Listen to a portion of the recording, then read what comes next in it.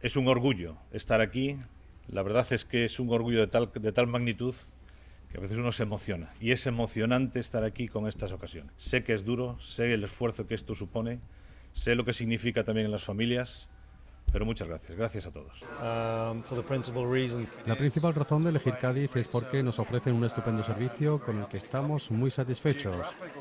Geográficamente está muy bien también para que lo usen nuestros barcos por su posición para los cruceros que realizamos por el Atlántico y el Mediterráneo y antes de regresar al Caribe. Por ello, en esta parte del mundo, para el Mediterráneo, nos hemos decantado por Cádiz como nuestro dique elegido. Es que para la ciudad es una inyección de optimismo y de esperanza de cara al futuro, ¿no?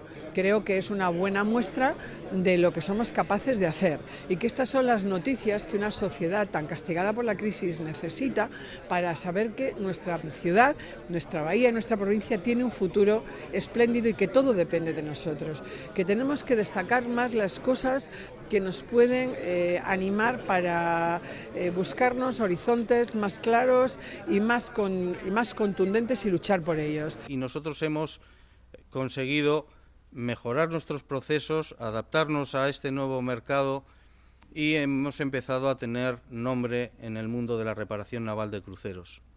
Hoy el astillero de Cádiz, el astillero de Navantia Cádiz, es reconocido a nivel mundial como un referente en cuanto a reparación de cruceros se refiere, ¿no? El proyecto más grande con el plazo es más corto que cualquier otro barco. Estamos trabajando casi las 24 horas, día y noche, y vamos a triunfar lo máximo posible. En el barco estamos haciendo tremendos cambios.